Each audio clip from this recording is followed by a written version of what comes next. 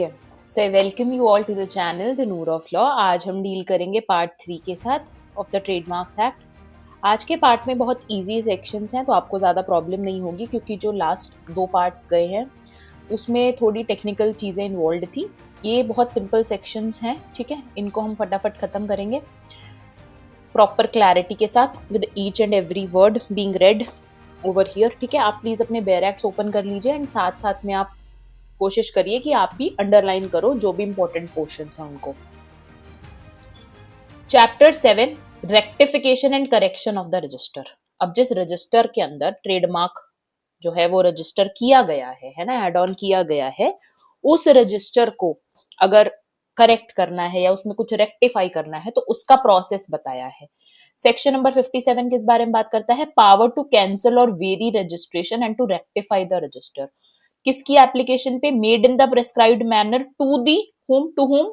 High court और to the registrar. किसको application file की जाएगी? हाई कोर्ट को या फिर रजिस्ट्रार को। और किसके द्वारा की जाएगी? जो पर्सन अग्रीव्ड है कि कुछ गलत उसके हिसाब से एंटर कर दिया गया है इन the register. The registrar or the high court, as the case may be, may make such order as it think fit for cancelling, या तो कैंसिल करते हुए ऑर्डर या फिर वेरी करते हुए the registration of a trademark on the ground कि कोई कॉन्ट्रावेंशन हुआ है या any failure has occurred to observe a condition entered on the register in relation thereto, ठीक है।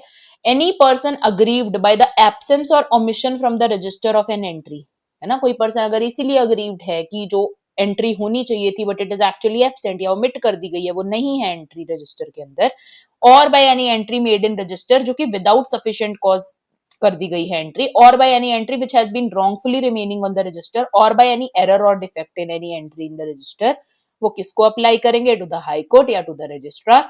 एंड द रजिस्ट्रार और High Court as the case में भी वो ऐसा ऑर्डर देंगे कि आप जो है एक्सपंज करो या फिर वेरी करो the entry as it may think.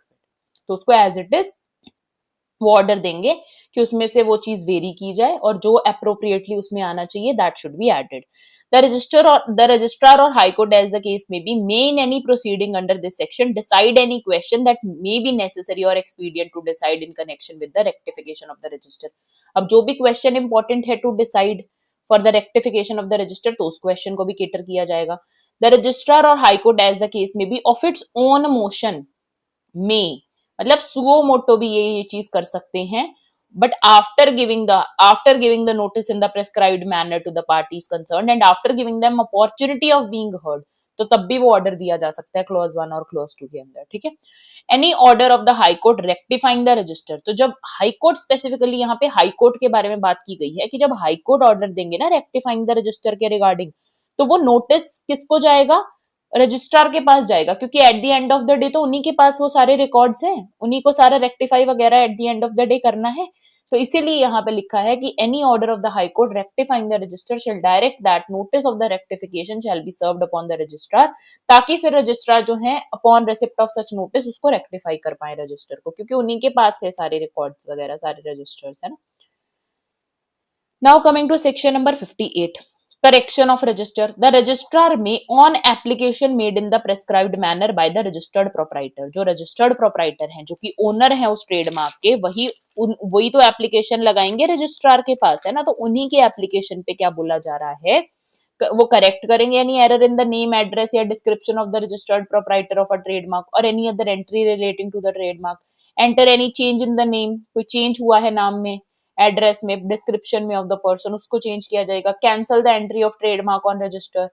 Strike out any goods, या कोई क्लासेस ऑफ गुड्स को स्ट्राइक आउट करना है कि अब इन रिस्पेक्ट में जो ट्रेडमार्क है इज नॉट रजिस्टर्ड, है ना। तो वो गलत मान लो रजिस्टर कर दिया गया था, किन्हीं क्लास ऑफ गुड्स और सर्विसेज के लिए वो रजिस्टर्ड था ही नहीं वो ट्रेडमार्क, तो वो गलत एंट्री हो गई थी, तो वो स्ट्राइक आउट करनी है गुड्स एंड सर्विसेज।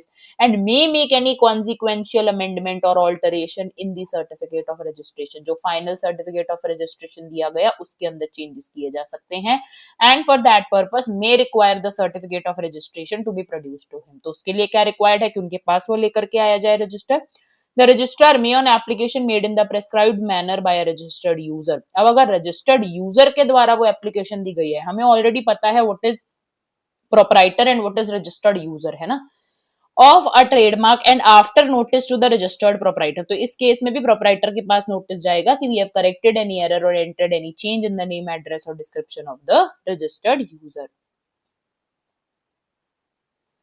सेक्शन 59 किस बारे में बात करता है? Alteration of registered trademarks. अब जो रजिस्टर्ड ट्रेडमार्क्स हैं उनमें कोई ऑल्टरेशन होना है, the registered proprietor of a trademark may apply in the prescribed manner. ठीक है, तो वो अप्लाई करेंगे रजिस्ट्रार के पास कि हमें कुछ ऐड करवाना है या ऑल्टर करवाना है ट्रेडमार्क के अंदर in any manner not substantially affecting the identity, कि उस पे उसकी आइडेंटिटी पे कोई फर्क नहीं पड़ेगा। ये नहीं है कि हम उसकी आइडेंटिटी के साथ कोई छेड़छाड़ करना चाह रहे हैं, इट्स जस्ट दैट हमें उसमें कुछ एड ऑन करवाना है या फिर ट्रेडमार्क में कुछ ऑल्टरेशन करवाना है, and the registrar may refuse or may grant it on such terms and subject to such limitations as he may think fit. The registrar may cause an application under this section to be advertised. अब देखो, जब भी ऐसा कोई मतलब alteration वगैरह होगा ना, तो उस केस में यहाँ पे क्या लिखा है, जब रजिस्टर्ड ट्रेडमार्क के अंदर कोई मॉडरेशन हो रही है या फिर कोई ऑल्टरेशन हो रही है या एडिशन हो रहा है तो जो रजिस्ट्रार है वो उसका जो एप्लीकेशन है उसको एडवर्टाइज करेंगे इन द प्रेस्क्राइब्ड मैनर, जहां पे उनको ऐसा लगता है कि ये जरूरी है करना, and where he does so, तो फिर उसमें क्लेम्स वगैरह आएंगे लोगों के, है ना। The prescribed time from the date of advertisement any person gives notice to the registrar in the prescribed manner of the opposition to the application. अगर कोई ओपोजिशन आती है तो इस रिगार्ड में भी रजिस्ट्रार को बताया जाएगा कि ये ओपोजिशन आई है। Then the registrar shall after hearing the parties, जिन भी पार्टीज ने ऑब्जेक्ट किया है फिर उसको डिसाइड करेगा matter after hearing all those parties, where leave is granted under this section the trademark is altered shall be advertised in the prescribed manner unless the application has already been advertised under subsection 2। अगर तो subsection 2 में already advertisement दे दी गई थी तब तो ठीक है, but अगर मान लो वो फाइनलाइज हो जाता है ये चीज कि now this change needs to be done, है ना, तो वरना फिर अगर यहाँ पे एडवर्टाइजमेंट नहीं दी गई थी तो फिर यहाँ पे दी जाएगी। ठीक है, यहाँ पे अगर लीव ग्रांट हो गई है तो फिर यहाँ पे दी जाएगी application. Section 60 adaptation of entries in register to amended or substituted classification of goods or services। अब ये किस बारे में बात कर रहा है? यहाँ पे लिखा है the registrar shall not make any amendment of the register which would have the effect of adding any goods और क्लास ऑफ गुड्स और services to those in respect of which trademark is registered. उसके respect में देखो classes of goods और services को add नहीं किया जा सकता immediately before the amendment is to be made or of antedating the registration in respect of any goods or services। अब antedating का क्या मतलब है? जिस दिन से एक्चुअल में वो रजिस्टर हुआ है ट्रेडमार्क उससे पहले की तारीख से नहीं माना जाएगा, वो एंटीडेट नहीं कर सकते उसको। ठीक है, तो ये चीज इंपॉर्टेंट है कि these things can not be done provided that in this subsection shall not apply. ये तब अप्लाई नहीं करेगा व्हेन द रजिस्ट्रार वो खुद से सेटिस्फाइड है कि compliance therewith would not involve undue complexity. अगर उनको लगता है कि एंटी डेटिंग करने से कि पहले से अगर उसको रजिस्टर मान भी लिया जाएगा तो उससे किसी पर्सन के राइट पे वगैरह पे कोई असर नहीं आने वाला है, ना ही उससे कोई कॉम्प्लेक्सिटी आने वाली है। ठीक है, तब ये चीज अलाउ की जा रही है, तब ये किया जा सकता है। This is being said under proviso provided that this subsection shall not apply when the registrar is satisfied कि compliance therewith would involve undue complexity and that the addition or antedating as the case may be would not affect any substantial quantity of goods or services and would not substantially prejudice the rights of any person। ठीक है,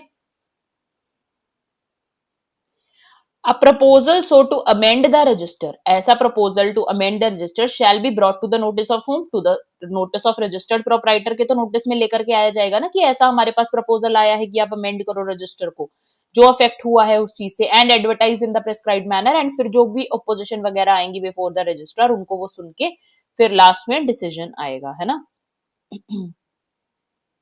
chapter 8 collective marks से deal करता है ये chapter, this is also very important. अब 61 किस बारे में बात करता है? Special provisions for collective marks. हमने कलेक्टिव मार्क्स के रिगार्डिंग देखा था, जैसे बार काउंसिल ऑफ इंडिया के मेंबर्स जो हैं सबके पास एक ही मार्क होता है ना, जो सबसे जो आइडेंटिफाई करता है सबको।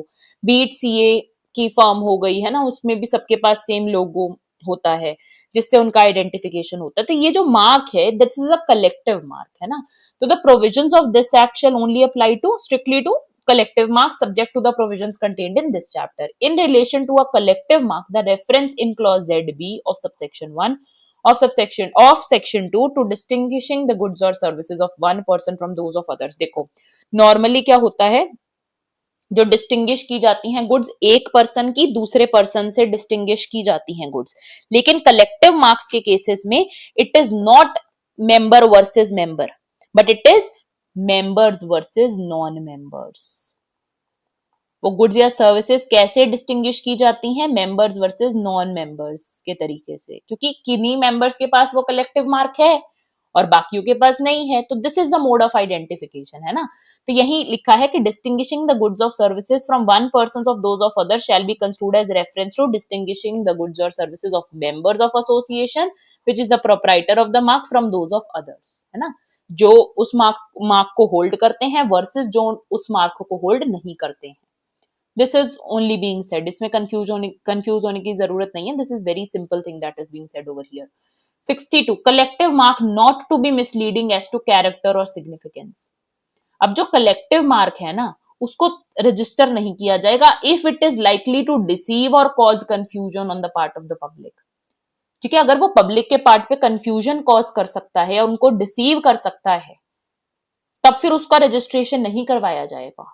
इन particular if it is likely to be taken to be something other than a collective mark, अगर मान लो उससे कोई और सिग्निफिकेंस निकल के आता है, that is not just being used as a collective mark, but उससे कुछ और भी इंप्लाई हो रहा है ना, वो डिसीव कर सकता है पब्लिक को या कंफ्यूजन कॉज कर सकता है, and in such case the registrar may require that the mark in respect of which application is made for registration comprise some indication that it is a collective mark. उसमें ऐसा कोई indication होना चाहिए कि it is being used as a collective mark. ठीक है, registrar क्या कर सकते हैं यहां पे? रजिस्ट्रार कैन डिमांड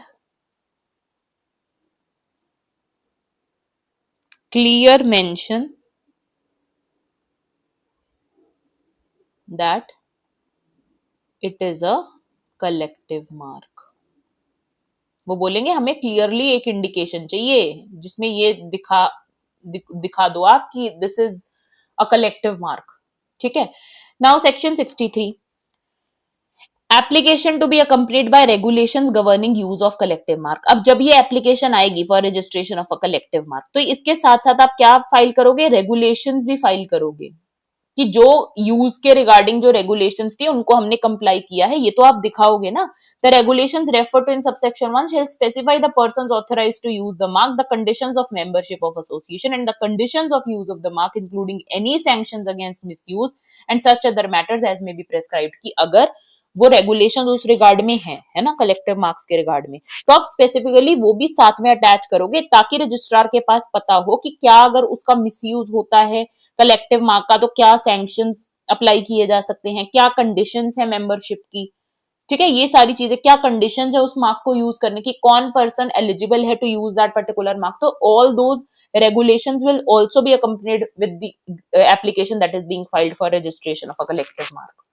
ठीक है, section 64 acceptance of application and regulations by the registrar. अगर ये लगता है रजिस्ट्रार को that the requirements for registration are indeed satisfied, फिर वो एक्सेप्ट कर लेंगे उस एप्लीकेशन को together with the regulations. Either unconditionally करेंगे वो चीज या फिर सब्जेक्ट टू कंडीशंस करेंगे कि अगर ये कंडीशंस आप फुलफिल कर देते हो then we are ready to accept, including amendments जो भी किए जाएंगे to the said regulations if any as he may deem fit. अगर उनको लगता है कि इन रेगुलेशंस में सम अमेंडमेंट्स आर नीडेड तो वो भी किए जा सकते हैं या फिर वो रिफ्यूज भी कर सकते हैं to accept it, and if accepted shall notify the regulations. ठीक है,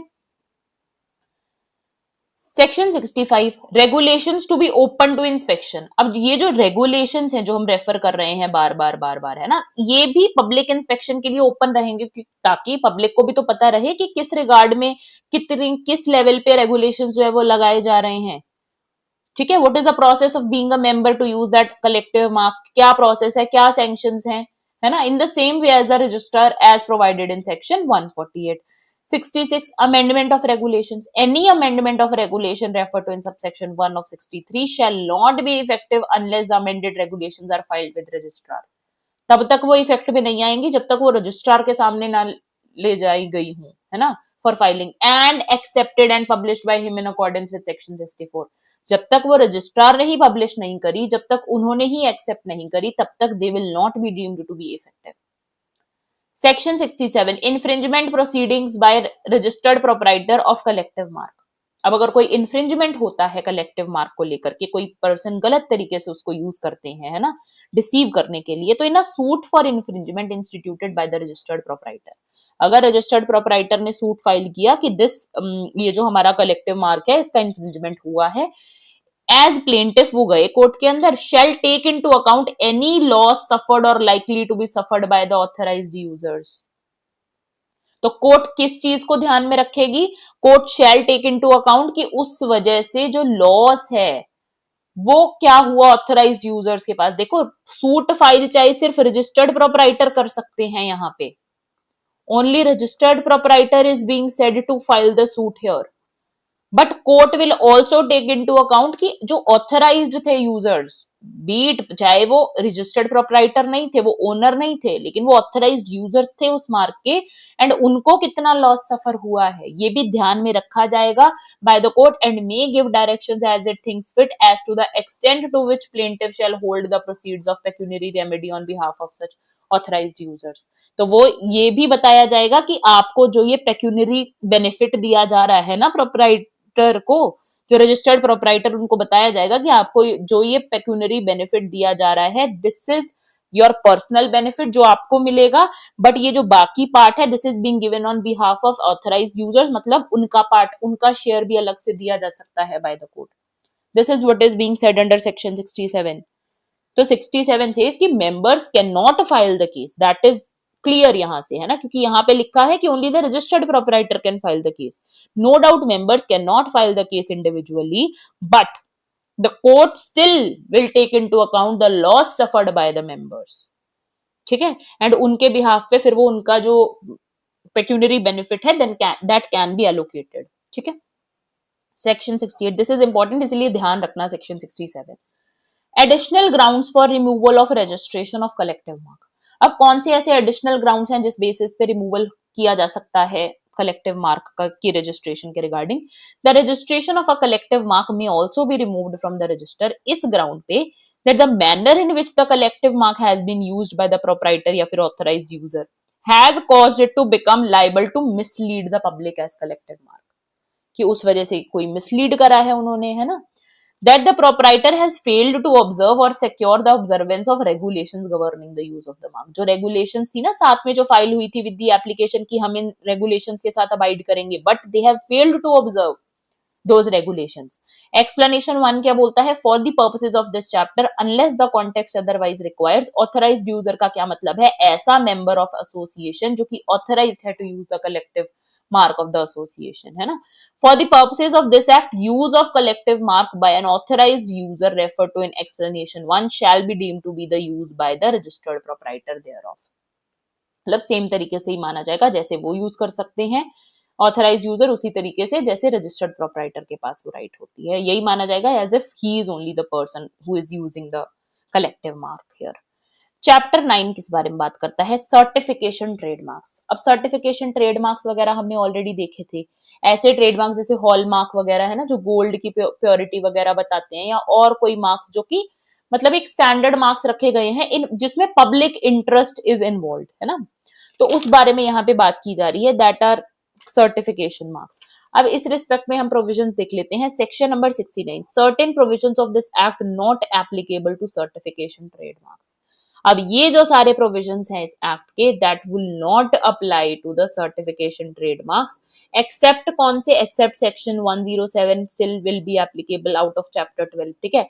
ये सारे सेक्शंस जो है वो नहीं अप्लाई होंगे, ये सेक्शंस नहीं अप्लाई होंगे, these clauses will not be applied।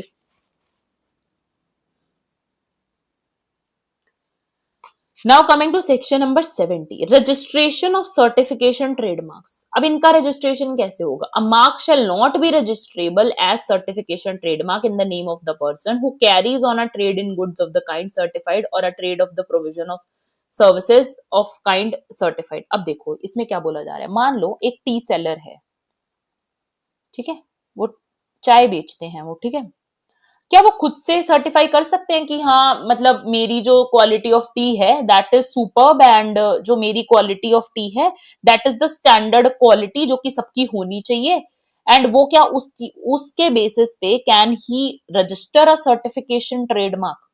No.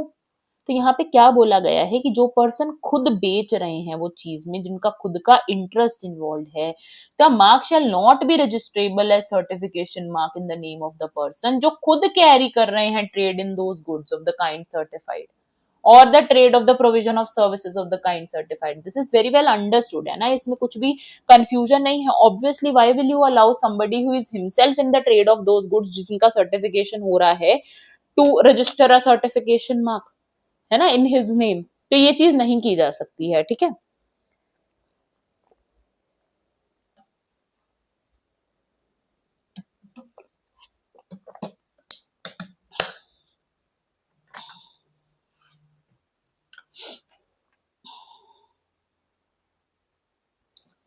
Section 71 application for registration of certification trademark. अब जब एप्लीकेशन आती है for registration of certification trademark तो उसका क्या प्रोसेस रहता है. An application for the registration of a mark as certification trademark shall be made to the registrar in the prescribed manner by the person proposed to be registered as proprietor thereof, है ना.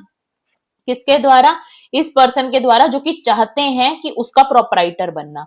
And वो accompanied साथ में किसके द्वारा होगी? By a draft for the regulations, जो हम ऑलरेडी हमें पता है एक रेगुलेशंस का भी ड्राफ्ट जाता है साथ में, तो इस केस में भी वही जाएगा. Subject to the provisions of Section 70, the provisions of Section 18, 19, 22 shall apply in relation to an application under this section as they apply in relation to application under Section 18, subject to the modification. जो हमने Section 18 पढ़ा था ना application के regard में, जो हमने Section 18 पढ़ा था, सिमिलरली सारे provisions Section 18 के इसी पे अप्लाई होंगे. Subject to 70 लिखा है क्योंकि 70 के केस में हमने ऑलरेडी देखा कि बार किस पे है कि जो पर्सन ऑलरेडी खुद से डील कर रहे हैं in the trade of the goods that are being certified, है ना, तो वो खुद से नहीं फाइल कर सकते उसको. लेकिन बाकी के सारे कंडीशंस जो सेक्शन 18, 19, 22 में दिए हैं वही सारे अप्लाई होंगे in relation to that application.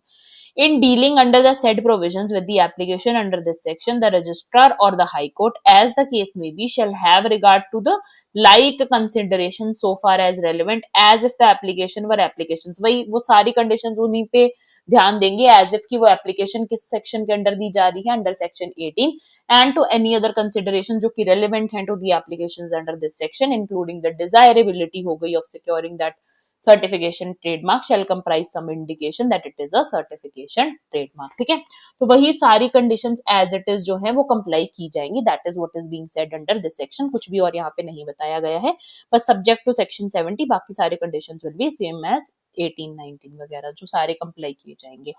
Section 72 consideration of application for registration by registrar. The registrar shall consider the application under section 71 with regard to the following matters. अब कौन कौन सी चीजों को ध्यान में लिया जाएगा with respect to that particular application, कि whether the applicant is competent to certify the goods. ये तो देखेंगे ना कि जो certification mark जिनको जो application फाइल कर रहे हैं with respect to the certification mark, क्या वो actually competent भी हैं सर्टिफाई करने के लिए उन गुड्स को in respect of which the mark is to be registered. Whether the draft of the regulation जो कि फाइल होना है अंडर सेक्शन 74 क्या वो सही है, whether it is satisfactory, whether in all the circumstances the registration applied for would be to the public advantage. क्या ये जो रजिस्ट्रेशन के लिए अप्लाई किया गया है क्या ये एक्चुअल में पब्लिक इंटरेस्ट में है, क्या पब्लिक एडवांटेज इससे होगा. ठीक है, एंड में ईदर रिफ्यूज द एप्लीकेशन, उनकी मर्जी है ना, अगर वो इन तीनों फैक्टर्स को देखते हुए अगर उनको लगता है he is very well satisfied, registrar is satisfied, then तो he will be granting the registration, but otherwise he can also refuse the application और accept the application and approve the said draft of regulations either without modification, मतलब unconditionally या तो कर सकते हैं या फिर कोई लिमिटेशंस वगैरह इंपोज करके या फिर अमेंडमेंट्स के तहत उसको किया जा सकता है आगे फॉरवर्ड, है ना. Except in the case of acceptance and approval without modification. अगर तो without modification उसको approve कर दिया गया then तो it is fine. The registrar shall not decide any matter under subsection 1 without giving the applicant an opportunity of being heard. अभी यहाँ पे क्या बोला जा रहा है, this is again important. Exception में कौन सा केस रखा है, जहां पे अप्रूव हो गया बिना किसी भी मॉडिफिकेशन के अनकंडीशनली, तब तो ठीक है. लेकिन अगर आपने उस पर कोई कंडीशंस या फिर लिमिटेशंस लगानी है तो फिर आप इस रिस्पेक्ट में डिसीजन बिना उस एप्लीकेंट को एक अपॉर्चुनिटी दिए हुए टू बी हर्ड वो नहीं कर सकते हो. ठीक है, आपको एक अपॉर्चुनिटी देनी पड़ेगी एप्लीकेंट को जिसने अप्लाई किया है for that particular certification mark to come forward and you know वो अपना जो पार्ट है वो एक्सप्लेन करे वहां पे, है ना। Section 73 opposition to registration of certification trademarks when an application has been accepted। अब एक एप्लीकेशन अगर एक्सेप्ट हो चुकी है, the registrar shall as soon as may be thereafter cause the application as accepted to be advertised। तो वो क्या करेंगे, जैसे ही एप्लीकेशन उन्होंने एक्सेप्ट करी उसका एडवर्टाइजमेंट दिया जाएगा। And the provisions of section 21 shall apply in relation to the registration of trademark as they apply in relation to registration under section 18। जो हमने ऑलरेडी देखा था ना कि कैसे एडवर्टाइजमेंट जाएगा, फिर ओपोजिशन क्लेम्स वगैरह आएंगे, फिर वो सेटल किए जाएंगे, वही एग्जैक्ट प्रोसीजर जो हमने सेक्शन 21 में सेक्शन 18 में देखा था, वही सेम प्रोसीजर यहाँ पे भी फॉलो होगा। ठीक है, जिन्होंने भी जो पहले वाली वीडियोस हैं वो नहीं देखी हैं, they have directly jumped on to this video, please you are doing very मतलब रॉन्ग थिंग। ठीक है, यहाँ पे क्योंकि without understanding the basic concepts you cannot directly jump to the mid of the act, है ना। तो इसीलिए it is very essential for you to know the basic details of the act. पहले डेफिनेशंस ही अगर आपको नहीं पता है, हाउ कैन यू एक्सपेक्ट कि आपको ये सारे सेक्शंस एकदम अच्छे से समझ आए जाएंगे। इवन तो बहुत सारी चीजें क्लियर हो जाएंगी जो अपने आप में इंडिपेंडेंटली पढ़ी जा सकती हैं, बट अदरवाइज है ना, आपको जरूरी है कि आप बेसिक डिटेल्स अपनी पहले क्लियर करो। पहले आप पहले के 2 वीडियोस आराम से देखो, ठीक है, and then jump on to this video for proper clarity. तो इसीलिए I am not again and again repeating what is section 18, section 21 because obviously we have already dealt with each and every word of that particular section, so why to just repeat and waste time, है ना। Section 74 filing of regulations governing use of certification trademark. अब इसको भी detail में इन्होंने बताया है कि विद रिगार्ड टू रेगुलेशंस क्या प्रोसेस रहेगा। There shall be filed at the trademark registry, trademark की रजिस्ट्री पे ही ये सारी चीजें फाइल की जाएंगी in respect of every trademark registered as certification trademark, जो भी रेगुलेशंस हैं for governing the use thereof, जिसके अंदर क्या क्या होगा, which shall include the provisions as to the cases in which the proprietor is to certify goods और services, किन प्रोविजंस के अंडर वो सर्टिफाई करेंगे, and authorise the use of the certification trademark, को अथॉरिटी किस तरीके से देते हैं regarding the use of certification trademark, and may contain any other provisions with the registrar को लगती हैं बाय जनरल और स्पेशल ऑर्डर, वो रिक्वायर करते हैं या परमिट करते हैं कि इन सारी प्रोविजंस को भी इंसर्ट किया जाए उसके अंदर, है ना, including the provisions conferring a right to appeal to the registrar against any refusal of the proprietor to certify goods, या authorization of the use of certification trademark in accordance with the regulations, and regulations so filed shall be open to inspection in the like manner, जैसे कि एक register होता है इन section 148 जो कि हम आगे देखेंगे। तो यहाँ पे बेसिकली वही है, एक और ज्यादा सेफ्टी मेजर्स लिए जा रहे हैं with respect to certification trademark, क्योंकि ये सब मार्क्स जो हैं these are in public interest, है ना, हॉलमार्क वगैरह जिसके बेसिस पे लोग खरीदते हैं इन सारी गुड्स को, एएसआई मार्क है ना, ये सब तो लोग खरीदते हैं on the basis of the mark that is being shown there, है ना। तो इसीलिए इसमें पब्लिक इंटरेस्ट बहुत ज्यादा इन्वॉल्व होता है, तो इसीलिए इस पे थोड़ा चेक रखना जरूरी भी है। तो इसीलिए ये क्लियरली बता रखा है कि इन रेगुलेशंस में क्या क्या आएगा, ये सब की कौन से पर्सन ऑथराइज होंगे इस मार्क को यूज करने के लिए, किस तरीके से ये मार्क को यूज किया जाएगा, किस प्रोविजन के अंडर वो सर्टिफिकेशन दिया जा रहा है, everything related to that will be included in the regulations provided for certification trademark while filing for the application. ठीक है, तो ये जरूरी है। और अगर रजिस्ट्रार को कुछ एडिशनल भी लगता है तो वो भी वो रिक्वायर कर सकते हैं to be inserted through general और स्पेशल ऑर्डर। ठीक है, the regulation so filed may on application of the registered proprietor be altered by the registrar, तो वो ऑल्टर भी की जा सकती है बाय द रजिस्ट्रार, है ना।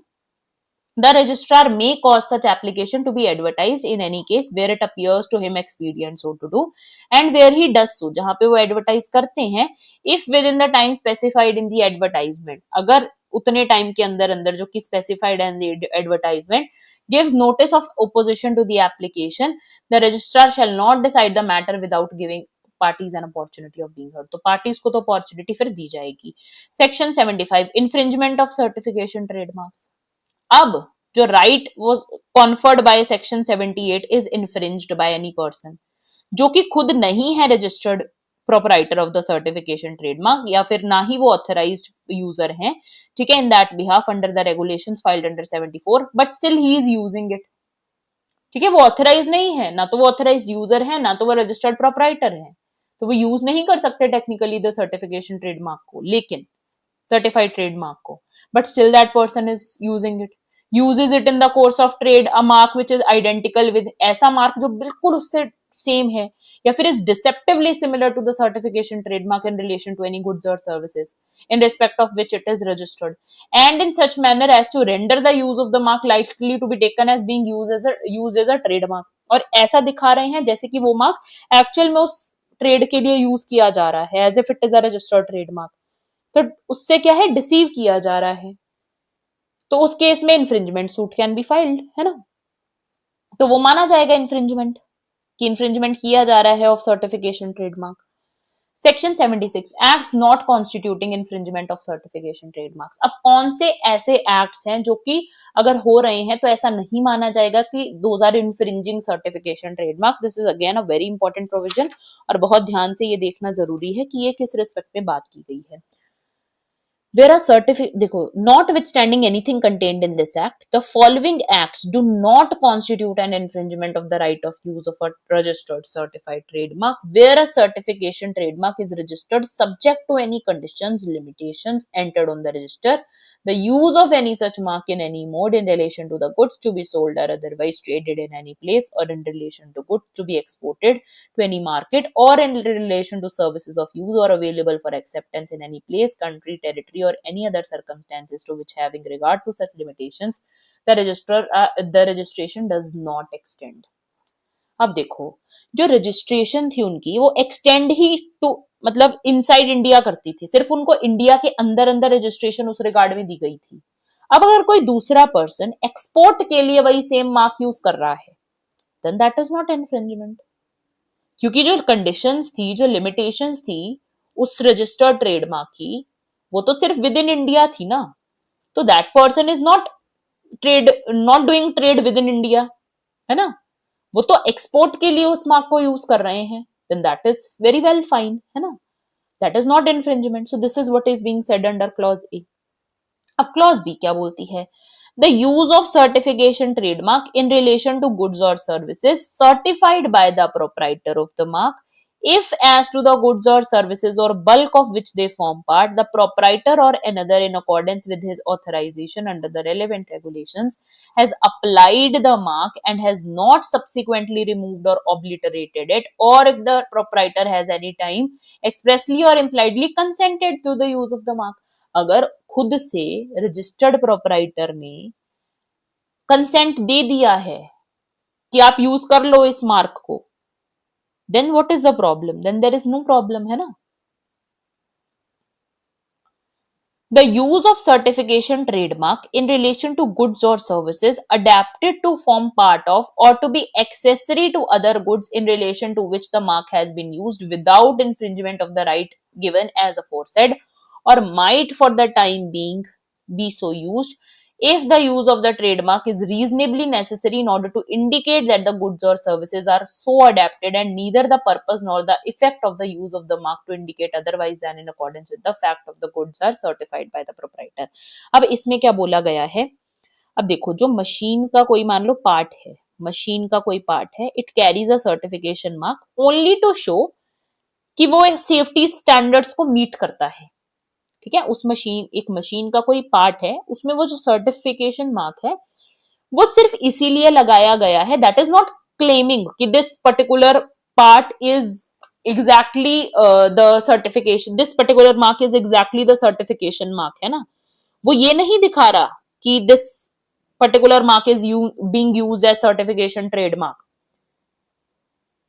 ठीक है, वो ये चीज नहीं इंप्लाई कर रहा है, वो सिर्फ उस मार्क को इसीलिए यूज किया जा रहा है इन ऑर्डर टू शो उसकी सेफ्टी स्टैंडर्ड्स इस वाले हैं, जो इस मार्क के तहत जो एज अ मार्क चाहिए होते हैं, रेगुलेशंस वगैरह के तहत जो है चाहिए होते हैं, वही वाले सेफ्टी मेजर्स इस रिगार्ड में लिए गए हैं, तो दैट कैन बी यूज्ड। तो the use of certification trademark in relation to goods और services adapted to form part of और be accessory to other goods, है ना। मान लो वो ये चीज दिखाने के लिए कि this is susceptible to the use of that thing, कि ये भी यूज किया जा सकता है ना। कोई चार्जर है, कोई अडेप्टर है, अगर ये दिखाना है कि ये आईफोन के लिए परफेक्ट है, ठीक है, although this is not technically an example of a hallmark या फिर of a certification mark, but it's just that कि अगर उनको ये शो करना है कि उनके सेफ्टी स्टैंडर्ड्स उन्होंने क्या लिए हैं, कि इसमें कुछ भी जो एक नॉर्मली आईफोन के एप्पल के चार्जर के लिए चाहिए होता है वही सारी कंडीशंस को सफाइस किया गया है, then this charger has been made. So that can be done. यहाँ पे if a machine part carries certification mark only to show that it meets the necessary safety standards that are required, then that is fine. Clause B of subsection 1 shall not apply in the case of use consisting of the application of a certification trademark to goods or services, notwithstanding that they are such goods or services as are mentioned in that clause, if such application is contrary to the regulations referred to in that clause. अगर regulation से contrary है then can not apply. ठीक है, conditions का misuse नहीं होना चाहिए, that is clear. ठीक है, where certification trademark is one of 2 और more trademarks registered under this act. अब 2 या 2 से अधिक ट्रेडमार्क्स ऑलरेडी रजिस्टर्ड हैं इस एक्ट के अंदर, एंड वो सर्टिफिकेशन मार्क उनमें से एक है जो कि आइडेंटिकल हैं, बहुत रिजेंबल करते हैं एक दूसरे को.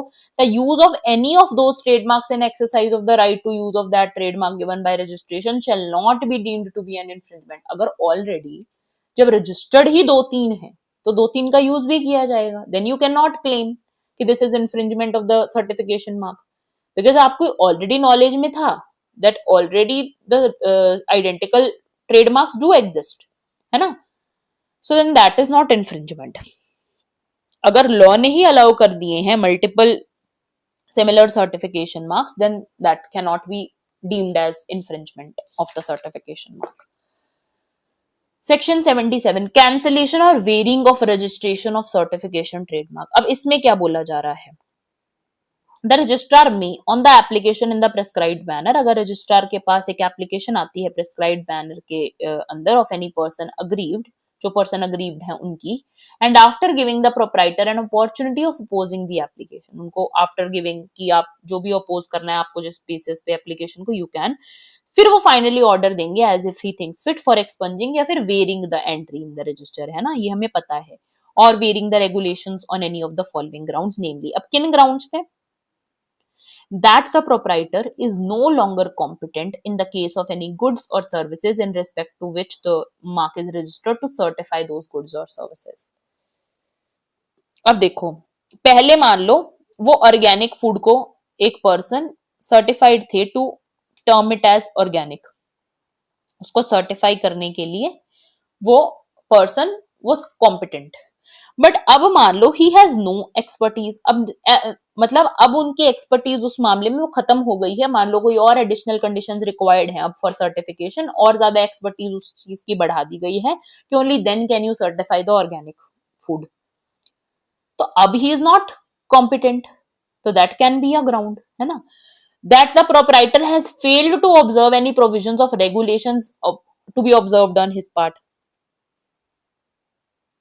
अब मान लो जो सर्टिफाइड जो सर्टिफिकेशन मार्क है उसके जो ओनर हैं उन्होंने अलाउ कर दिया use of that mark without checking the standards, without checking the standards you have allowed the use of that certification mark. तो आपके पार्ट पे कितना बड़ा नेग्लिजेंस है ये.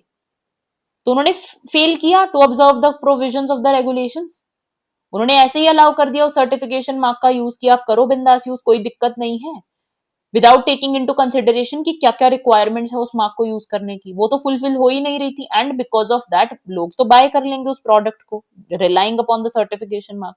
सो अगर ऐसा हुआ है देन अगेन ठीक है, दिस इज अ ग्राउंड जिसके बेसिस पे एक्सपंज या वेरी की जा सकती है entry in the register of a certification trademark for varying the regulations, that it is no longer to the public advantage that the mark should remain registered. अब ये public advantage में ही नहीं है, अब इसमें कोई पब्लिक इंटरेस्ट इन्वॉल्व ही नहीं बचा है, क्योंकि now this misleads instead of helping. अगर उनको ये लगता है कि अब इस सर्टिफिकेशन ट्रेडमार्क से हेल्प नहीं हो रही है लोगों की, उल्टा वो लोग मिसलीड हो रहे हैं, so then that variation can be made in the entry that it is requisite for the public advantage that if the mark remains registered the regulations should be varied. अब अगर उनको ये लगता है कि रेगुलेशंस का चेंज होना जरूरी है, ठीक है, अगर मार्क को रजिस्टर रखना है तो उसके रेगुलेशंस को बदलना जरूरी है, एंड वो पब्लिक एडवांटेज में ये चीज नेसेसरी है, then that can be done, then that variation can be made. तो इन ग्राउंड्स के बेसिस पे the variation in the entry in the register to a certification trademark or the variation of regulations on any of the following grounds can be made. ठीक है. Section 78 rights conferred bye registration of certification trademarks. अब क्या rights confer किए जाते हैं bye जब एक कोई सर्टिफिकेशन ट्रेडमार्क रजिस्टर हो जाता है तो subject to the provisions of section 34, 35, 76, the registration of a person as proprietor of certification mark in respect of any goods or services shall if valid give to that person क्या exclusive right कि अब सिर्फ वही use कर सकते हैं उस mark को in relation to those goods or services. The exclusive right to use of certification trademark given under subsection 1 shall be subject to जो भी conditions and limitations registration के अंदर ऑलरेडी वो सब्जेक्ट टू है दोज कंडीशंस एंड लिमिटेशंस, उसको तो abide किया ही जाएगा, but otherwise that person will have the exclusive right to use the mark in relation to those goods और सर्विसेज. ठीक है. तो ये बाकी के ये जो सेक्शंस हैं ये ऑलरेडी ओमिट हो चुके हैं. तो हमें स्टार्ट करना है अब सेक्शन नंबर 91 से. आज हम लोग सेक्शंस जो डील करेंगे that will be till section number 112. ठीक है. बाकी के सेक्शंस के लिए I will bring a part 4 and then will be winding up the act in the part 4 itself. ये जो पार्ट है this is the second last part that will be released. ठीक है. और कोई भी अगर आपको डाउट वगैरह लगता है ना किसी भी पार्ट में, अगर आपको किसी भी सेक्शन में कोई भी डाउट आया हो, आप प्लीज कमेंट सेक्शन में you are free to ask. I know अभी बहुत कम स्टूडेंट्स ही वीडियोस को देख रहे हैं, but that is not an issue, क्योंकि देखो this is what I have promised you, है ना. दिस ट्रेडमार्क्स एक्ट के लिए मैंने आपको प्रॉमिस किया था. आई डोंट नो वेदर मैं आई एम नॉट कमिटिंग कि मैं सारे एक्ट्स कवर करवाऊंगी जैसे मैंने सीबीआई एपीपी में करवाए थे उसी तरीके से, क्योंकि it is really not possible to do it in the same way. But yes I will try, जिस पे मुझे लगता है, जिन सब्जेक्ट्स पे मुझे बहुत ज्यादा डिमांड आती है, जिनमें आपको मेरी हेल्प की जरूरत होती है, ठीक है, उन सब्जेक्ट्स के लिए I will always be there and that is a full proof promise from my side. ठीक है. उसमें कोई डाउट नहीं है. देखो ठीक है, क्योंकि देखो अभी बहुत लोग नहीं देख रहे हैं वीडियोस, क्योंकि मे बी किन्हीं ने ये एग्जाम ही नहीं देना है या फिर अभी they have not started there preparation for this particular examination.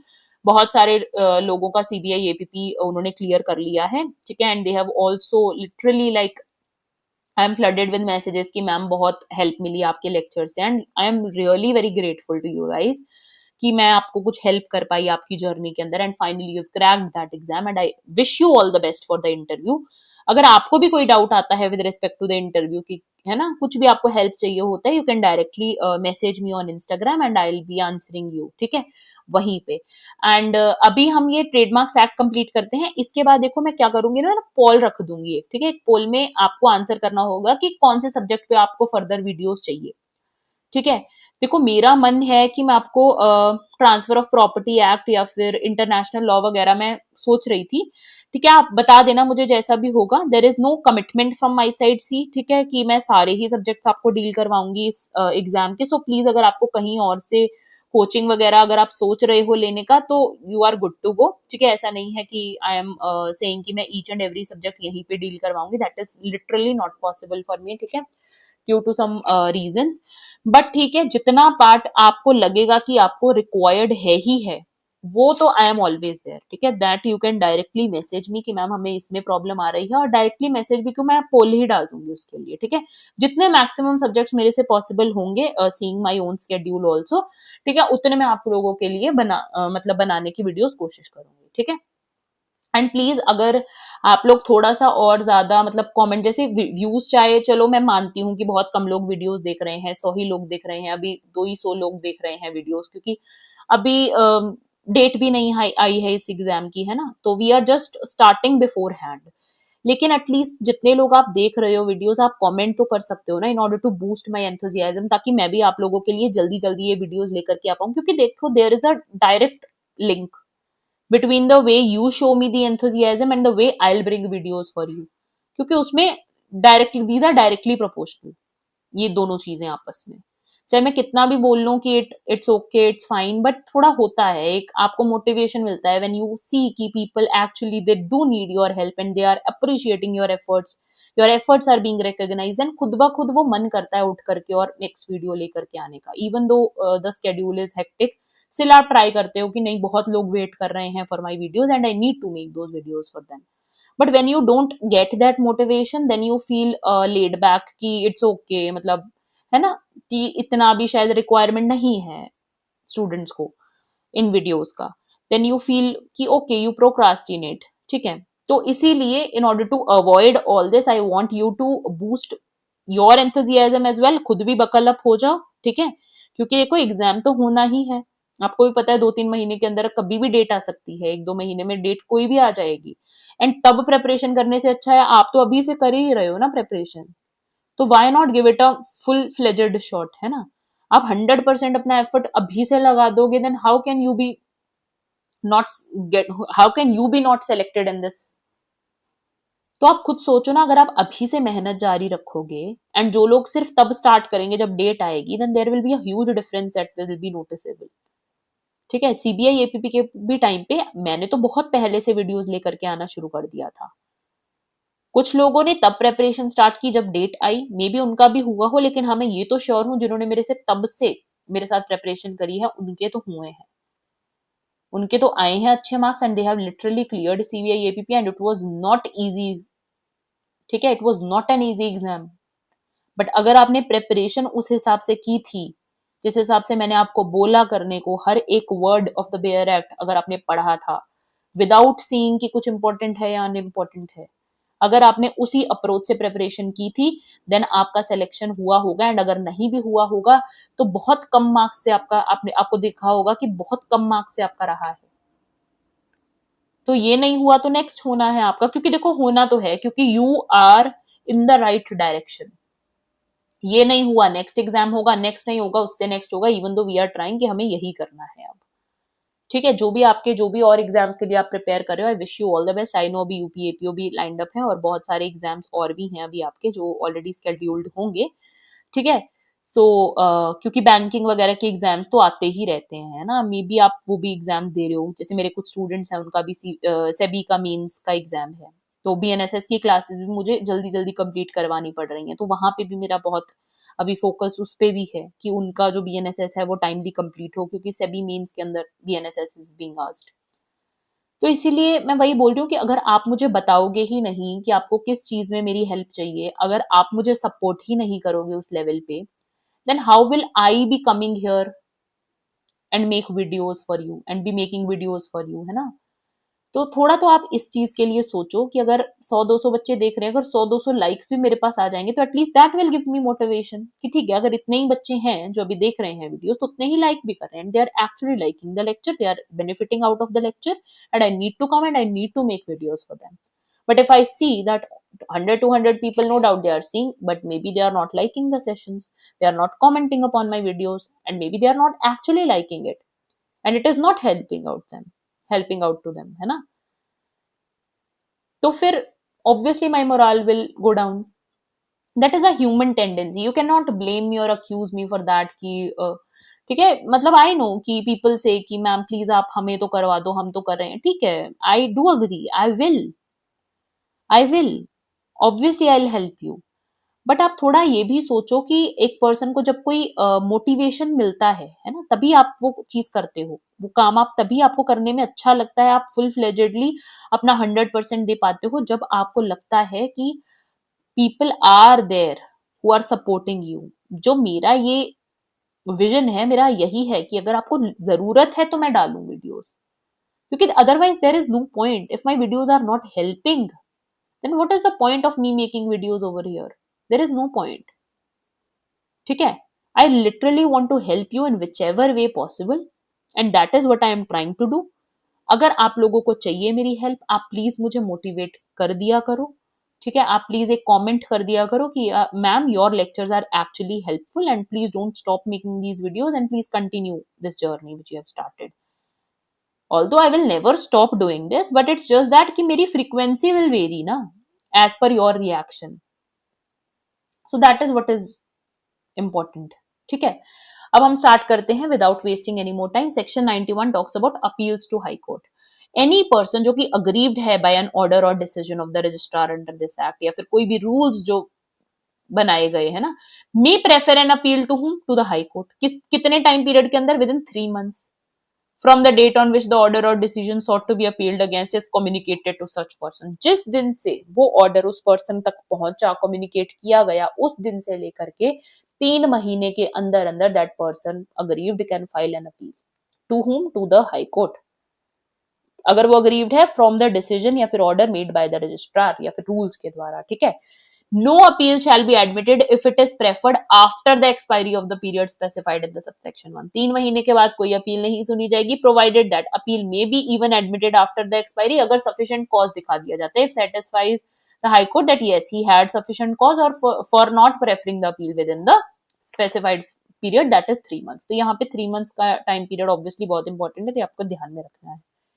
An appeal to the High Court shall be in prescribed form. Prescribed form में वो अपील जाएगी and shall be verified in the prescribed manner and shall be accompanied by a copy of the order or decision appealed against. जिस copy of the order के तहत आप, जिस decision के तहत आप अपील में जा रहे हो, वो तो आप भेजोगे ना साथ में, है ना, वो तो फाइल किया ही जाएगा साथ में, and जो भी फीस है वो भी. ओके, तो सेक्शन 97 क्या बात करता है? Section 97 says procedure for application for rectification etcetera before high court. ठीक है, तो ये किस बारे में बात कर रहा है? हाई कोर्ट के आगे अगर ऐसी कोई एप्लीकेशन लगती है कि रेक्टिफिकेशन वगैरह के लिए, तो वो कैसे पावर एक्सरसाइज की जाएगी बाय द हाई कोर्ट. तो any application for rectification of register made to the high court under section 57 shall be in such form, जो कि प्रेस्क्राइब की गई है. Certified copy of every order or judgment of the High Court relating to a registered mark under this act shall be communicated to the registrar. अब देखो यहाँ पे क्यों ऐसा बोला गया है, रजिस्ट्रार को इंटीमेशन देना क्यों जरूरी है? क्योंकि मैंने आपको ऑलरेडी बताया कि जो सारे ये रिकॉर्ड्स वगैरह हैं, जो रजिस्टर वगैरह है, ये किसके पास है? रजिस्ट्रार के पास.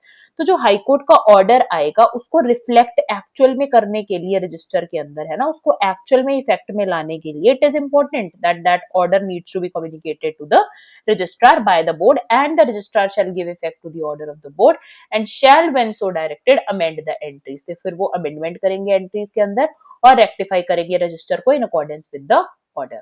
98 appearance of registrar in legal proceedings. अब ये रजिस्ट्रार के पास राइट है to appear in the legal proceedings अगर कोई भी मैटर अराइज होता है with respect to in any legal proceedings before high court in which relief sought includes alteration या फिर रेक्टिफिकेशन ऑफ रजिस्टर. तो उसके अंदर राइट है रजिस्ट्रार के पास अपीयर होने का, या फिर जिसमें भी कोई ऐसा क्वेश्चन अराइज हुआ है regarding the practice of trademark registry की, किस तरीके से ट्रेडमार्क रजिस्ट्री फंक्शन करती है ना, या फिर कोई अपील आई है हाई कोर्ट के पास from any order of the registrar on application for registration, जिसको अपोज नहीं किया गया है ना, and the application is either refused by the registrar या फिर accept कर ली गई है by him with some amendments या फिर modifications, तो उसमें भी right है registrar के पास to appear before the court, या फिर which has been opposed and registrar considers कि उसकी appearance जरूरी है in public interest.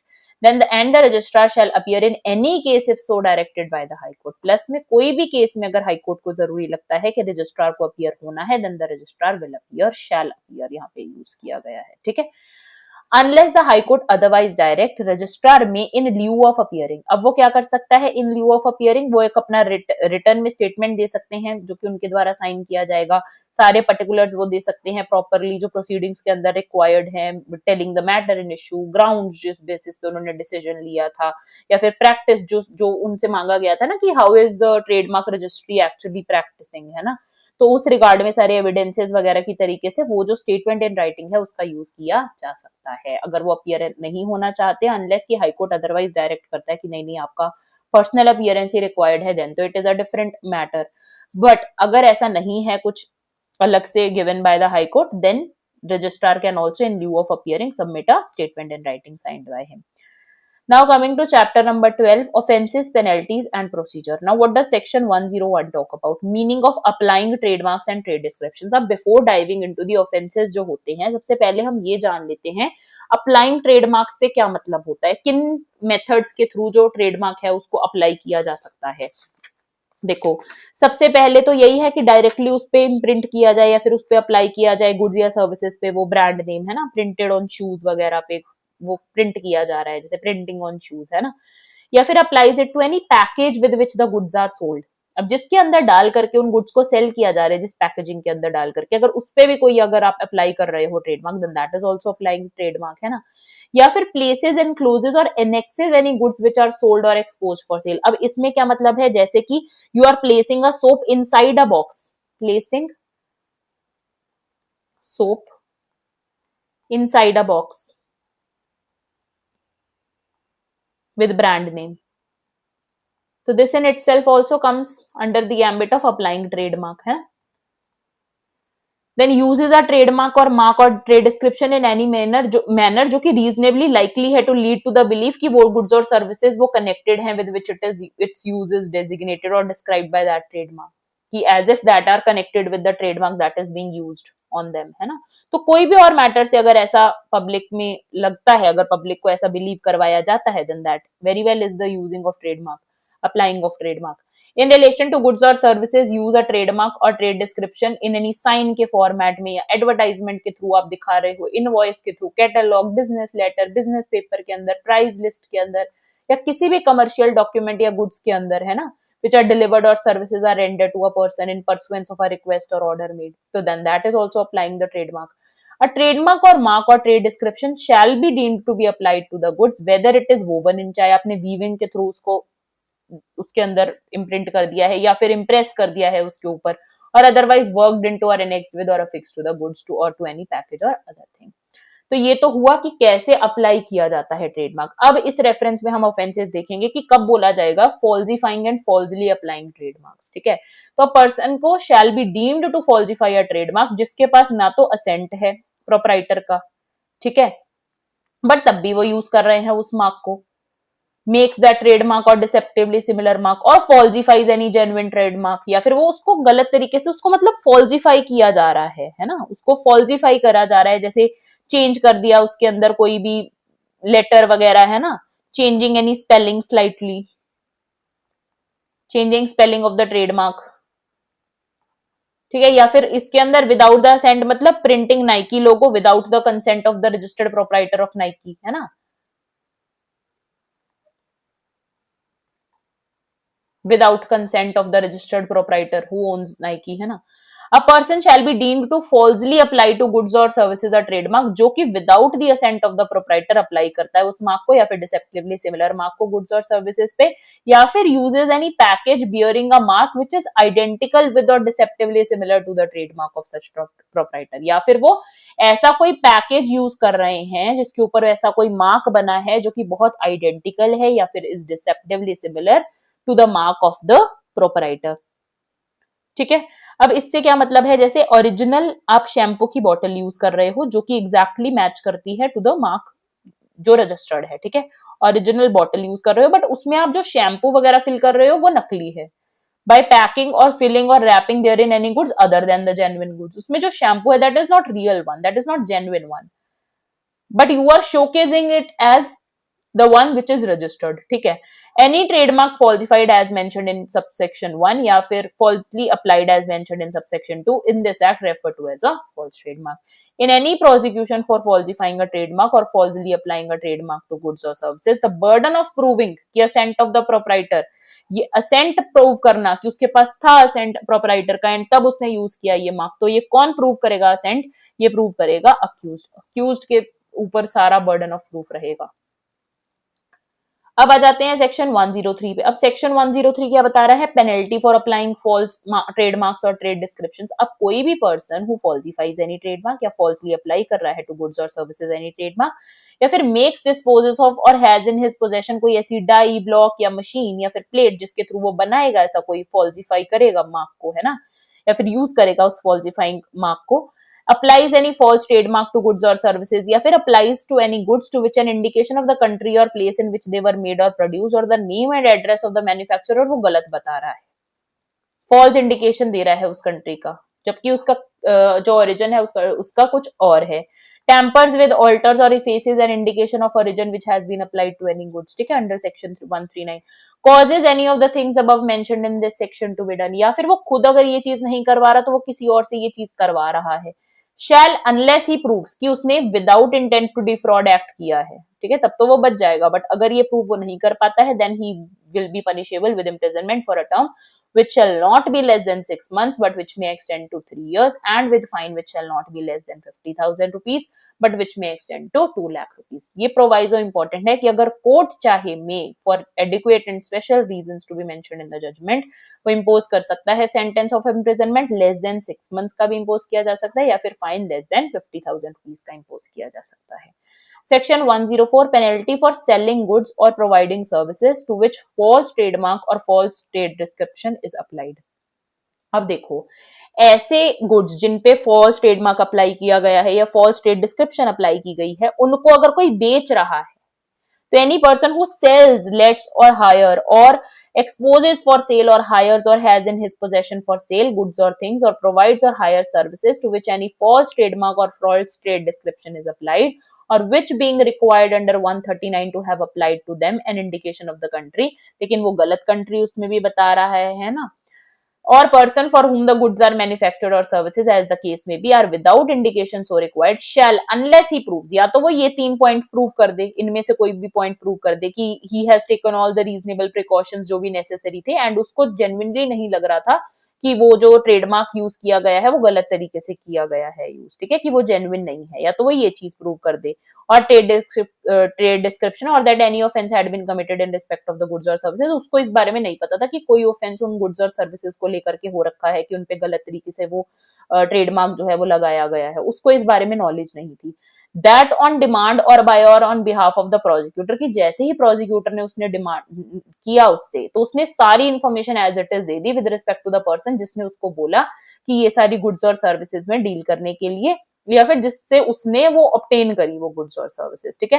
That otherwise he had acted innocently, या फिर वो ये दिखा दे कि उसने वैसे सारी चीजें अगर वो अपने एक्शंस प्रूव कर देता है कि he acted innocently then he will not be liable, but otherwise अगर ये तीन में से कोई भी पॉइंट प्रूव नहीं कर पाता है then he be punishable with imprisonment for a term which shall not be less than 6 months but which may extend to again 3 years and with fine which shall not be less than 50,000 rupees but which may extend to 2 lakh. फिर again वही point कि अगर court को लगता है for adequate and special reasons to be mentioned in the judgement वो impose कर सकती है sentence of imprisonment even for a term that is less than 6 months और a fine less than 50,000 rupees. अब 105 किस बारे में बात करता है? 105 talks about enhanced penalty on second और सब्सिक्वेंट कन्विक्शन. अगर कोई पर्सन जिसको ऑलरेडी कन्विक्ट कर दिया गया है ऑफ एन ऑफेंस अंडर 103 या फिर 104 उसको दोबारा कन्विक्ट किया जाता है किसी भी इस ऑफेंस के लिए फॉर सेकंड और फॉर एवरी सब्सिक्वेंट ऑफेंस, तो फिर उसको किस इम्प्रिजनमेंट के लिए लायबल किया जाएगा या किस फाइन के लिए लायबल किया जाएगा?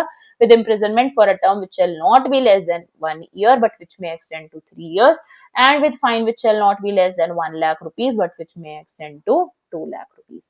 Provided again the court may for adequate and special reasons to be mentioned in the judgment उस पे sentence impose किया जा सकता है for a term less than 1 year या फिर fine less than 1 lakh rupees. Provided further that for the purposes of this section कोई भी cognizance नहीं लिया जाएगा made before the commencement of this act. अगर वो previous conviction before the commencement of the act हुई थी तो उसको अकाउंट में नहीं लिया जाएगा एंड फिर वो enhanced penalty उस पे नहीं लगेगी. Now coming to 107. Now this is also very important और कभी कभी ना ये रुको just a moment, I guess that is yes 107 में बहुत बार confusion होता है कि exactly इसमें क्या बात की जा रही है, ये परसेंट वगैरह को आपको ध्यान से देखना है. Penalty for falsely representing a trademark as registered. अब यहाँ पे किस बारे में बात करी गई है? यहाँ पे ये बोला जा रहा है कि that person is falsely representing कि ये जो ट्रेडमार्क है ये रजिस्टर्ड वाला ही ये है, ठीक है, ये रजिस्टर्ड हो चुका है.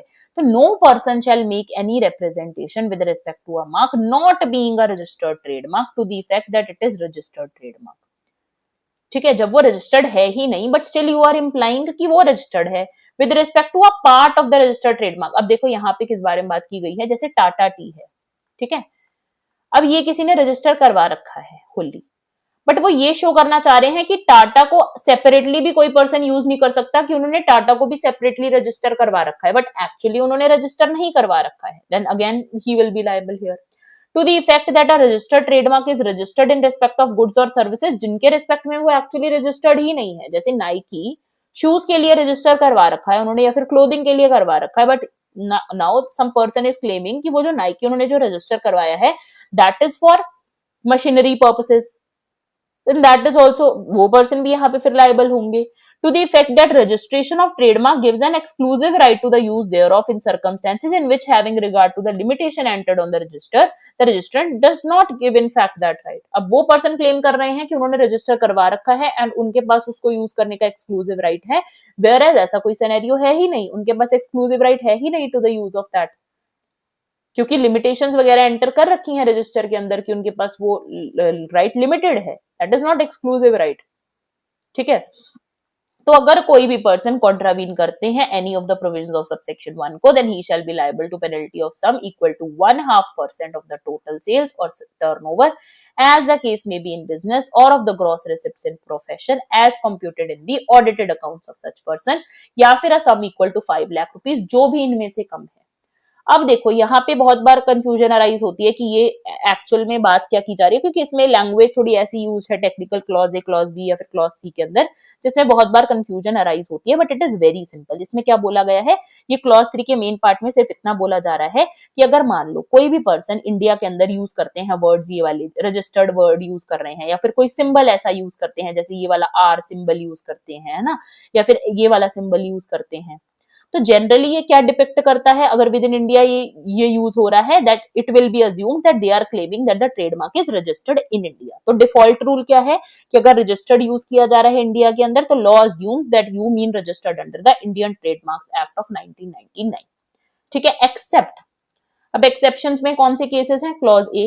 अब क्लॉज ए के अंदर क्या लिखा है, अब ये कुछ नहीं, ये सिर्फ इतना बताता है, अगर फॉर एग्जाम्पल ये लिखा है XYZ registered trademark in USA. अब ये स्पेसिफिकली इंप्लाई कर रहा है कि यूएसए में बात की जा रही है, तो अगर यहाँ पे रजिस्टर्ड टर्म यूज है, that means it is used for the with respect to USA. ठीक है, तब फिर ये डीम नहीं किया जाएगा it is registered in India, क्योंकि obviously it is very impliedly being said कि XYZ registered trademark in USA.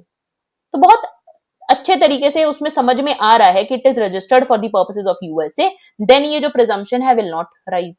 और बी क्लॉज क्या बोल रहा है, where that other expression symbol और sign is of itself such as to indicate that the reference is to registration as is mentioned in clause A, कि जिस तरीके से क्लॉज ए के अंदर है उसी तरीके से यहाँ पे, जैसे एग्जांपल अगर हम ले तो यहाँ पे क्या लिखा है, trademark registered under UK trademarks act, तो यहां से भी इंप्लाइड है ना, ये चीज इंप्लाइड है कि it is not registered in India but registered with respect to UK trademarks act. या फिर where that word is used in relation to a mark registered as a trademark under the law of a country outside India and in relation solely to the goods to be exported to that country or in relation to the services for use of that country. अब ये बहुत important है, ये भी देखो important as मतलब समझने में दिक्कत होती है. ठीक है, अब देखो मार्क जो है वो रजिस्टर्ड है किसी और कंट्री में, mark is registered in some other country. ठीक है, and goods are only being exported to that country. अब वो मार्क उसी कंट्री में रजिस्टर्ड है, फॉर एग्जांपल वो कंपनी जर्मनी है, you have trademark registered in Germany and you manufacture goods in India, पर इसी पर्पस के लिए कि वो एक्सपोर्ट की जाएंगी टू जर्मनी, तो you can mention registered because it is actually registered there. तो इसका ये मतलब नहीं है कि it is registered in India, उस टाइम पे उस टर्म का क्या मतलब है, registered in the country that it is being mentioned in Germany. ठीक है, तो जर्मनी ही उसका कंक्लूजन निकल करके आएगा that it is registered for the purposes of Germany, जहां पे एक्सपोर्टेड गुड्स को ट्रांसपोर्ट करना है, जहां पे गुड्स का एक्सपोर्ट होना है. अब 110 क्या बोल रहा है, no offence in certain cases. अब सर्टेन केसेस में कोई ऑफेंस नहीं होगा, जैसे provisions of 102, 103, 104, 105 shall in relation to a registered trademark या फिर proprietor of such mark be subject to the rights created or recognised by this act and no act or omission shall be deemed to be an offence under the aforesaid sections. अगर वो alleged offence अपने आप में law allow कर रहा है उस act या ओमिशन को, is permitted under this act, if law is permitting that registered trademark to be used, है ना, in the ways that are provided under section 102, 103, 104 or 105, then there is no problem. If law allows it, it is no offense. या फिर the alleged offense relates to a, चाहे वो registered हो चाहे वो unregistered trademark के respect में हो, but अगर कोई और law for the time being enforces allowing that, then also you are good to go. ठीक है, and there is no contradiction. Now 111 forfeiture of goods. Now this also needs to be understood. What is this saying? Where a person is convicted of any offense under 103 या फिर 104 या फिर 105 या फिर उसको acquit भी क्यों ना कर दिया गया हो किसी offense के अंदर अंडर section 104, 104 या 103 on the proof कि he acted without intent to defraud या फिर under 104 on the proof of A, B या फिर C जो भी उसमें दिया गया था, है ना। तो चाहे कन्विक्ट किया गया हो उसको, चाहे उसको अक्विट किया गया हो, तो फॉरफीचर का ऑर्डर तो दिया जा सकता है, ठीक है। The court convicting or acquitting may direct the forfeiture to the government of all goods and things by means or in relation to which the offence has been committed. अगर वो ये पाता है कि हाँ उस पर्सन का इंटेंशन टू डिफ्रॉड नहीं था, ये प्रूव हो जाता है, बट जो वो गुड्स थी वो एक्चुअली गलत थी और उनका फॉरफीचर होना चाहिए, है ना, उनपे गलत ट्रेडमार्क लगा हुआ था and that was not meant to मतलब वो डिसीव कर रहा था पब्लिक को, है ना। ओवरऑल चाहे वो पर्सन की गलती नहीं थी, बट हाँ वो गुड्स तो गलत थी, उसका इंटेंशन नहीं था टू डिफ्रॉड, उसको आगे से वो गुड्स सप्लाई हुई थी and he was not the one जो कि एक्चुअल कल्प्रिट था। तो इसीलिए फिर इस केस में चाहे उस पर्सन का क्विटल हो रहा है, बट फॉरफीचर ऑफ प्रॉपर्टी का ऑर्डर दिया जा सकता है। और but for such proof as aforesaid would have been committed when a forfeiture is directed on conviction. अगर किसी ऐसे केस में जहां पे कन्विक्शन हुआ है उस पर्सन का एंड तब ये ऑर्डर दिया गया है फॉरफीचर का, और अपील भी जाती है, अपील लाई करती है against the conviction, then appeal shall lie against the forfeiture also. अगर कन्विक्शन के अगेंस्ट अपील लाई करती है तो फॉरफीचर के अगेंस्ट भी अपील लाई करेगी। When a forfeiture is directed on acquittal, अगर अक्विटल के केस में फॉरफीचर का ऑर्डर दिया गया है ना, एंड अगर वो गुड्स और थिंग्स 50 रुपए से ऊपर की हैं, only then an appeal against the forfeiture may be preferred within, वो भी 30 डेज के अंदर अंदर, from the date of the direction to the court to which appealable cases usually lie, है ना। When a forfeiture is directed on a conviction, अगर conviction के cases में फॉरफीचर डायरेक्ट किया गया है, the court before whom the person is convicted may order any फॉरफीटेड articles, या तो उनको डिस्ट्रॉय कर दिया जाए, ये ऑर्डर किया जा सकता है, या फिर उनको और तरीके से डिस्पोज ऑफ करवाया जा सकता है, ठीक है। सेक्शन 112 किस बारे में बात करता है? This is the last section जो हम आज करेंगे, बाकी के सारे सेक्शंस हम लोग नेक्स्ट पार्ट 4 में सारे कवर कर देंगे सेक्शंस, क्योंकि बहुत कम सेक्शंस रह रहे हैं, 156 टोटल सेक्शंस हैं इस एक्ट के अंदर, तो बाकी के sections will be dealt with in part 4 of the video. So this is the last section for today. 112 exemption of certain persons employed in ordinary course of business. अब अगर जिस पर्सन को अक्यूज्ड किया गया है अंडर सेक्शन 103, अगर वो ये प्रूव कर दे कि मेरा तो कोई लेना देना ही नहीं था प्रॉफिट वगैरह से, मुझे तो एम्प्लॉय किया गया था ऑर्डिनरी कोर्स ऑफ बिजनेस में, मुझे बोला गया था कि आपको इन गुड्स को सेल करना है आगे, ठीक है, and I had nothing to do with the profit that arised out of it, so that in the ordinary course of business he is employed on behalf of other persons to apply trademarks, कि मुझे तो बोला गया था कि आपको इन पे trademarks apply करने हैं, लगाने हैं, और एज द केस में भी टू मेक डाई बनानी है, आपको ब्लॉक बनाने हैं, मशीन बनानी है, प्लेट बनानी है, ठीक है, जो कि बाद में हम उसको यूज करेंगे for application of trademarks, and that in case which is subject, and लिखा है, ध्यान में रखना है, and that in the case which is subject to charge he was so employed and was not interested in the goods or other thing by way of profit, कि मेरा उससे ना कोई लेना देना था, उसमें से जो प्रॉफिट आना था मेरा उससे कोई लेना देना नहीं था, ना ही मुझे मेरा कोई कमीशन ऐसा मुझे मिलना था उसमें से कि जो कि डिपेंडेंट था on the sale of such goods और services, that having taken all reasonable precautions मैंने लिए against committing the offense charge, उसके पास at the time of the commission of that offense कोई ऐसा reasonable ground नहीं था जिसके बेसिस पे उसके माइंड में कोई ऐसा डाउट आया हो, या फिर he had suspected something कि कुछ जेन्युइन नहीं है वो ट्रेड मार्क या फिर ट्रेड डिस्क्रिप्शन, उसको ये सब का कोई नॉलेज नहीं था, ना ही उसके पास कोई ऐसा कॉज था ये बिलीव करने का, एंड उसने वो सारे रीजनेबल प्रिकॉशंस लिए थे।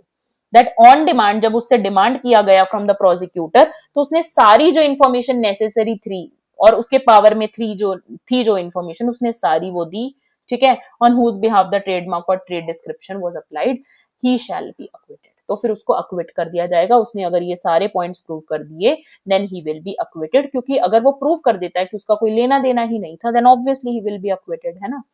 सो this is all for today's lecture and I hope आपको पसंद आया होगा, एंड अगर आपको रियली में ये लेक्चर पसंद आया है, प्लीज आप मतलब लाइक कर देना इस लेक्चर को, है ना, कमेंट सेक्शन में कमेंट कर देना, एंड अगर कोई भी आपको डाउट आता है प्लीज आप कमेंट सेक्शन में बिल्कुल हेजिटेट मत करना कमेंट करने से, I love to clear all your doubts. क्योंकि देखो this is the whole purpose behind this lecture series, है ना। अगर आपके डाउट्स रह जाते हैं एंड आप नहीं पूछते हो, then there is no point. आप अगर डाउट्स नहीं पूछोगे, अगर आपके कॉन्सेप्ट्स ही क्लियर नहीं होंगे, then there is literally no point of making these videos. My ulterior motive behind this videos is to help you guys, ठीक है। तो मेरा जो at the end of the day जो मोटिव है कि वो यही है कि आपकी हेल्प हो पाए इन वीडियोस से। और अगर ये चीज फुलफिल ही नहीं हो पा रही है और अगर आप लोग ही मुझे सपोर्ट नहीं करोगे, then how will I be able to bring more quality videos for you. मेरी frequency totally is directly proportional to your reaction. जो आपका रिएक्शन आएगा उसी बेसिस पे मेरी फ्रीक्वेंसी रहेगी। उतनी ही जल्दी मैं आपके लिए उतनी ही अच्छी क्वालिटी की वीडियोस लेकर के आ पाऊंगी जितना ज्यादा आप मुझे सपोर्ट करोगे। I hope you understand this, क्योंकि हर एक पर्सन को लाइफ में मूव करने के लिए एक मोटिवेशन चाहिए होता है ना। थोड़ा सा ये चाहिए होता है सपोर्ट कि एक्चुअल में लोग हैं यहाँ पे जहाँ पे जिनको मेरी हेल्प की जरूरत है, and only then will I be able to help you, ठीक है। अदरवाइज मैं वीडियो तो देखो ला ही रही हूँ, that is not an issue, but it's just that जब आपको वो एक मोटिवेशन मिलता है ना, जब लोग बोलते हैं कि ma'am we actually require your videos on this particular subject, या फिर हमें जरूरत है आपकी वीडियोज की, है ना, हमें हेल्प कर रही हैं, when you get that appreciation then you feel motivated कि नहीं मुझे करना है ये, है ना। सो प्लीज अगर हो पाए तो आप एक लाइक कर देना इस वीडियो को और एक कमेंट कर देना कमेंट सेक्शन में, it will really mean a lot to me. That is all for today's lecture. I am winding up this session and I'll meet you in part 4.